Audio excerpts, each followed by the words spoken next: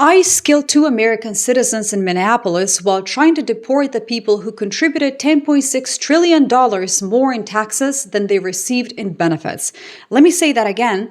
The United States is spending billions to forcibly remove the workers who were subsidizing American citizens to the tune of $10.6 trillion over 30 years. And while America tears itself apart, Canada and the EU are actually opening their doors wider because they understand what Trump apparently doesn't. The USA just handed them the greatest economic gift in modern history. I'm Elle of House of Elle on YouTube. I have a PhD in computer science and I use data analysis to spot patterns in geopolitics and economics. Here's the data that ICE doesn't want you to think about too carefully.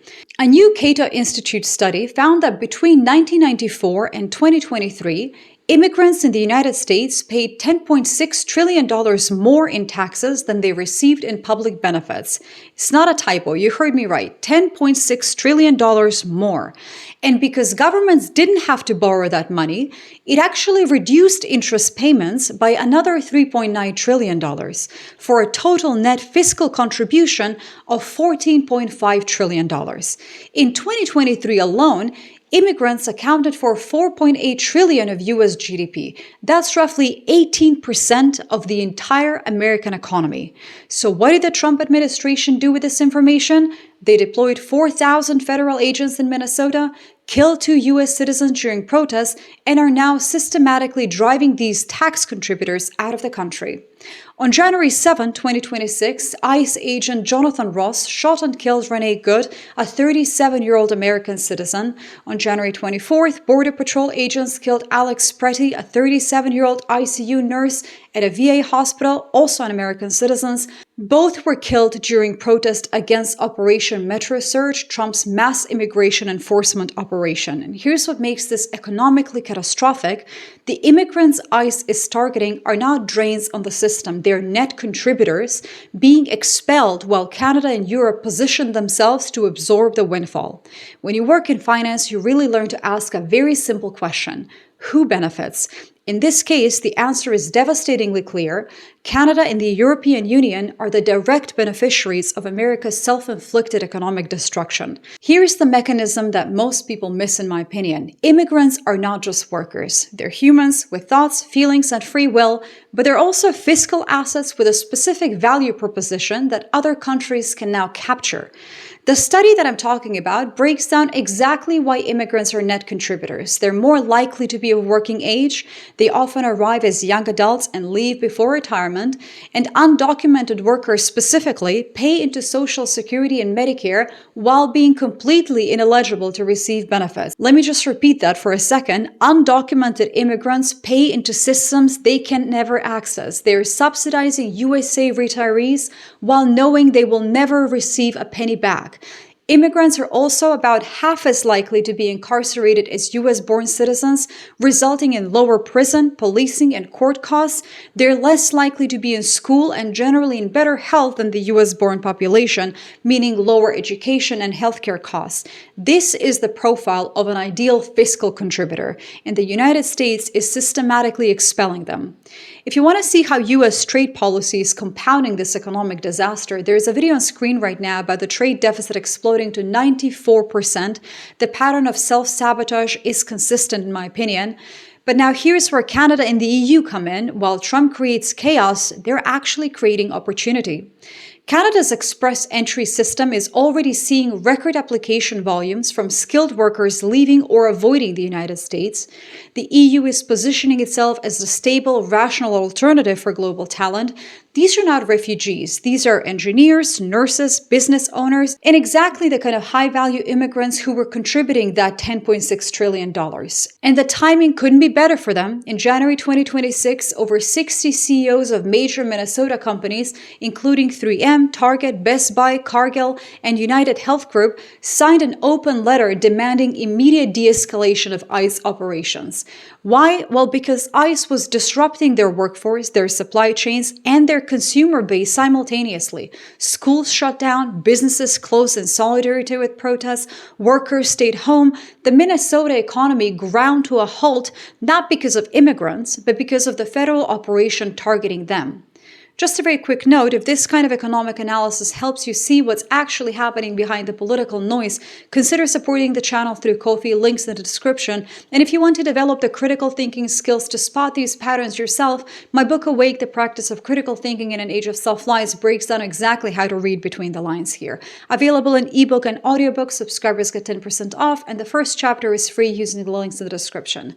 But now let's be precise about the economic transfer that we're witnessing.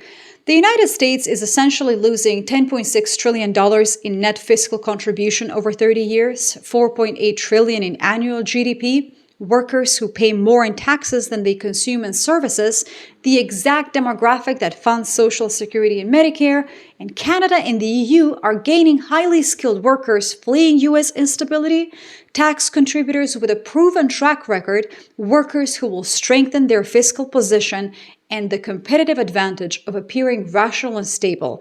This is not just theoretical. The migration is already underway. When ICE raids disrupt a target distribution center or detain workers in Minneapolis St. Paul International Airport, those workers don't just disappear. They relocate, and increasingly they're relocating north to Canada or across the Atlantic to EU countries with functional immigration systems.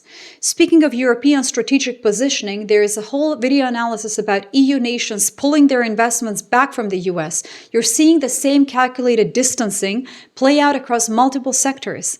Here's the part that should terrify American policymakers, in my view. The economic loss is compounding. When you remove an immigrant who contributed $4.8 trillion to GDP, you don't just lose their labor, you lose their consumer spending, their tax payments, their entrepreneurship, and their role in supply chains. The Cato study explicitly states that removing immigrants would not only eliminate their tax contributions, but also reduce the labor force and economic output, compounding the financial impact. That was a quote from them directly. And where does that economic activity go? To the countries that welcome them, of course. Canada doesn't have to recruit these workers. The United States is delivering them via ICE raids and protest violence. The EU doesn't have to advertise its stability. Trump is advertising their instability for them. Polling shows that roughly 60% of American voters now believe ICE tactics have gone too far. That's not just a political problem. This is a signal to global talent that America is becoming hostile territory. When Bruce Springsteen releases a protest song called Streets of Minneapolis that goes #1 in 19 countries, and when a Republican candidate ends his campaign because he cannot support national Republican state retribution on the citizens of our state, that's another quote, you're watching American soft power collapse in real time. For another angle of how American industry is responding to this instability, check out the video on the screen right now about how US car dealers are panicking over Chinese EV competition. Domestic chaos is creating openings for foreign competitors everywhere. And Canada and the EU are paying attention. They're watching the USA spend billions to deport its own tax base while simultaneously killing its own citizens in the protest. And they're adjusting their immigration policies accordingly. So what's going to happen next? Here's what the data tells us is coming, in my opinion. First, the brain drain accelerates. Every ICE raid, every protest shooting, every CEO letter demanding de-escalation sends a signal to skilled immigrants the USA is not stable and it's a bit unwelcoming. Canada and the EU will see sustained increases in high-value immigration applications from people who would have previously chosen the United States. Second, the fiscal impact compounds. The $10.6 trillion figure covers 1994 to 2023. If current immigration enforcement continues, the next 30 years calculation will show an even larger loss as the US actively expels contributors while competitors absorb them.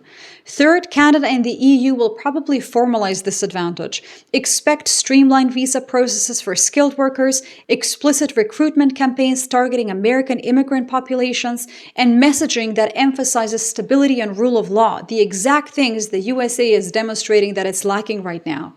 Fourth, I personally think that American businesses will relocate operations to access the labor markets that governments are building elsewhere. When your domestic workforce is being systematically disrupted by federal agents, you move operations to jurisdictions where that isn't happening. And finally, the political feedback loop is going to intensify even further. The economic consequences of losing $14.5 trillion in fiscal contribution will manifest as budget shortfalls, which will create pressure for cuts to services, taxes, which will create more political instability, which will drive more talent away. The United States is entering a doom loop of its own creation. And the beautiful irony, sadly, is that the very people ICE is targeting, the ones who paid $10.6 trillion more than they received, were the ones preventing this very outcome. When you spend years in data analysis, you kind of learn to recognize self-reinforcing negative cycles. And in my personal opinion, this is one of them. The USA is solving a problem that didn't exist by creating a crisis that will define the next decade. Canada and the EU didn't have to do anything. They just had to not shoot their own citizens while deporting their tax base. Turns out that was maybe enough. If you want to see the bigger pattern of American allies strategically distancing themselves, the video on screen right now about Germany abandoning the US shows exactly how this process unfolds at the national level. Thank you all so much for watching, and I'll see you in the next one.